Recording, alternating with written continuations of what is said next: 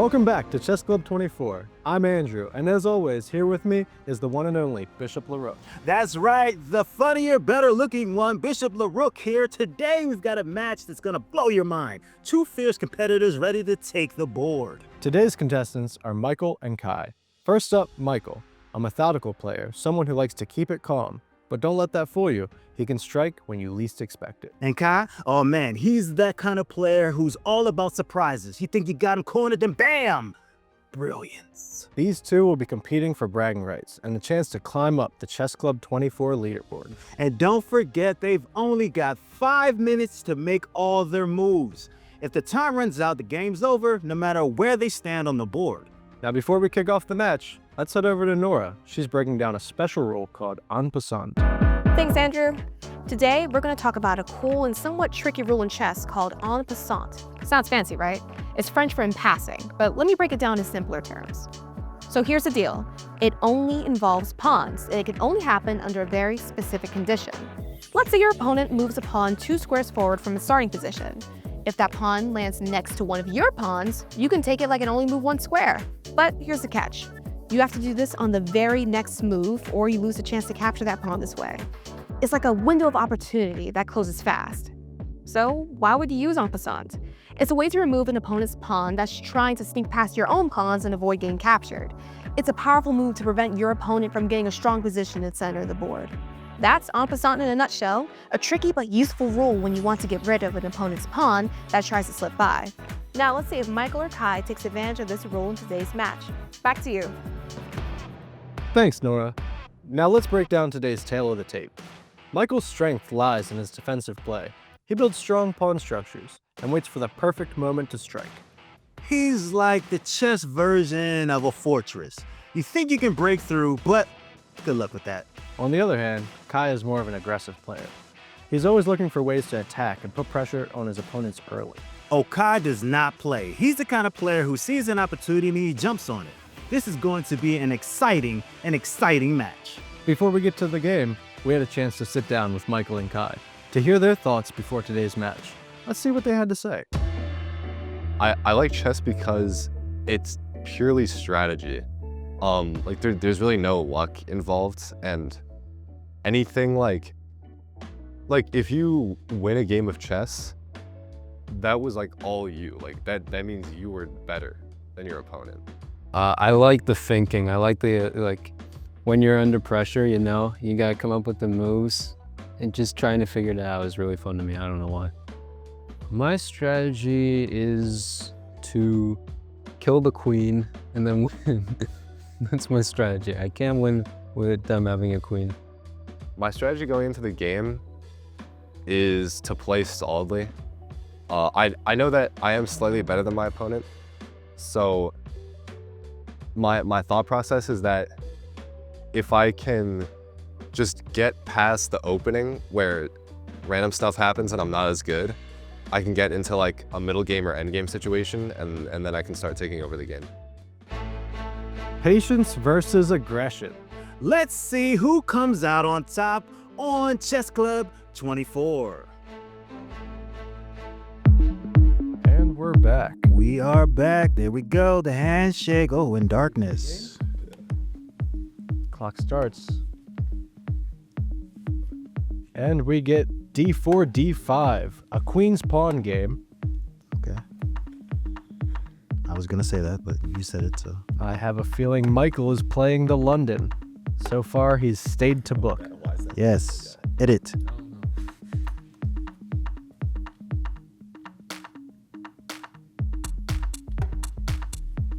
Yes, a classic 4 knights London. We should expect e3 to come relatively soon. I miss E3. Remember we used to watch those video games, and E3 was great. So we have d6 and e3 was played. I like this. This is the intensity. This is what we want. This is what the people watch Chess Club 24 for. For. And now, both players are going to look to castle, since they've cleared out all of their minor pieces. Castling is important. It's a great strategy.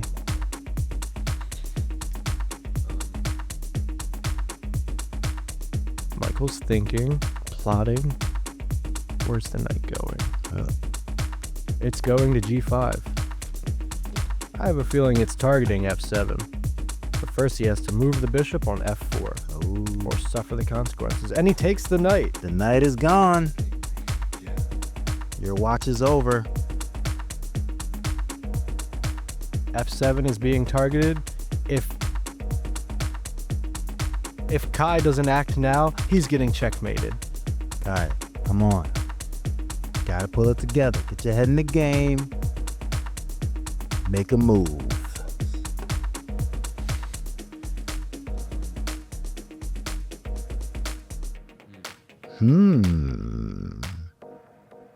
What to do, what to do. Oh. He's going the detour route. Okay. Sometimes you gotta go a scenic route in order to get where you're going.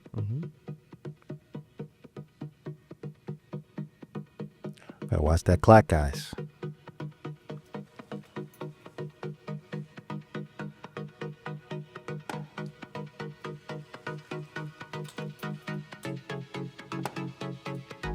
You can't do that.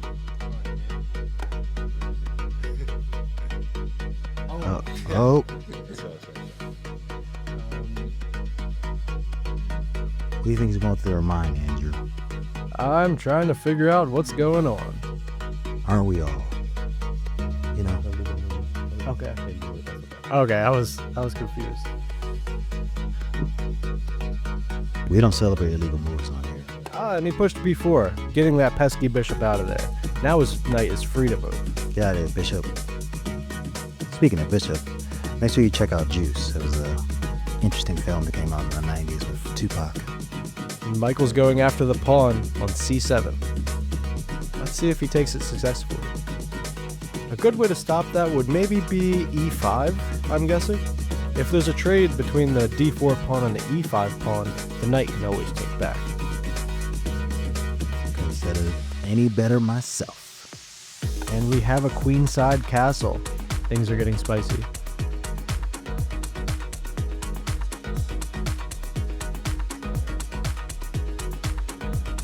You know, another thing too is it's one thing to play chess, you know, in a classroom or in the park, but if you're under the lights, you're in the dark, you got the cameras rolling, it's a different ball game or a different chess game.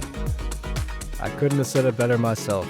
You know, under the stage that we've set here at Chess Club 24, the pressure could get to anyone. Absolutely.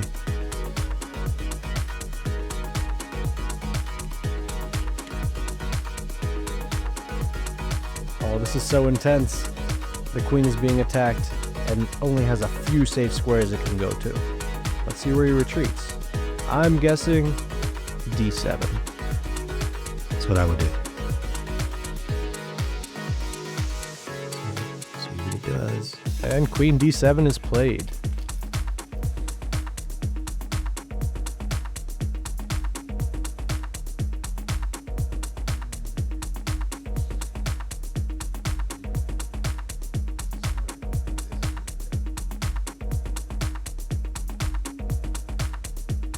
Watch that clock, my friend. Yeah, Michael's falling a little bit behind on the clock. Yeah. He's probably trying to figure out where to put his queen so the knight is not taken. Gotcha. Gotta take care of our queens. Yes. You see, if the knight moves now, the rook can take the queen. So we want to release the pin while also defending our knight. And it looks like Kai just won the knight for free. Oh, gave it up. Let's see if he takes it. It's right there. Oh, but Michael makes a counterattack on the bishop. Both players will lose a piece, making it an equal trade. Even swap. No backsies. A clever tactic. If Michael backs up his queen and the queens come off the board, the bishop will be skewering the remaining rook. Just like a barbecue. Ribs. But black creates a safe square for his bishop to return to. while also counterattacking White's knight.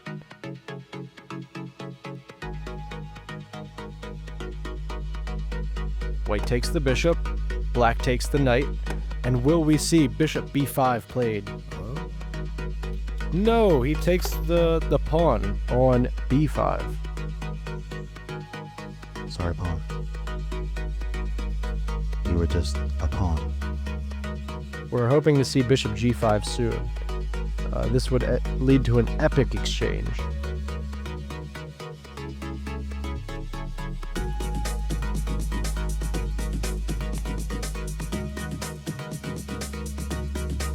Feel the intensity.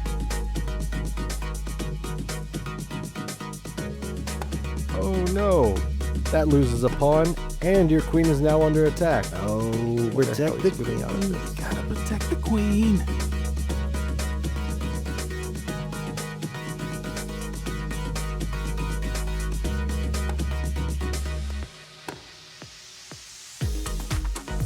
Both rooks line up on the g-file. g2 is looking awfully weak. Black's space is looking a little cramped though, while White has all the space in the position. Let's see if that comes back to bite him. I was looking at that. It's like a party over there. A little cramped. Oh, that is a wonderful move, exposing a discovered threat on the bishop, and the knight can jump into c2. The queen takes back. White has got to get their king castled. If they don't now, they'll be forked. Nobody wants to be forked. Oh, and knight c2 is on the board. Say goodbye to that rook, Michael. Oh no. See who it goes. But Michael has lined up an incredible threat. If he'd have played king e2 and then rook to d1, he'd have won his queen, Kai's queen. But instead he went king d1, not allowing space for his rook to get over. That's rough. And that loses a bishop. And Kai accepted it. There's a check on the board. Both players are getting low on the clock. Michael's playing this game with only seconds remaining. It's very close. It's intense. But will Kai block with his queen or run it? He blocks with the queen. And will we see another threat? Good thinking, Michael. Covering key squares. Good job, Mike. Now a check from Michael, or from Kai. And a handshake. Hey, that's it. Fantastic. That was a wild match. It was intense. I wonder what the players are thinking about right now. Probably chicken wings or... What an intense match. Kai and Michael went back and forth in a real tug of war over the board, each pushing each other to the limit, but in the end, time was the deciding factor. Yeah, Michael was holding his own and had some incredible moves, but Kai managed to outlast him on the clock. And that's the wild thing about chess. You could think you're winning, but you don't manage the time, and it all just slips away. Exactly, Bishop. Time management is crucial in chess, especially when the game is as evenly matched as this one.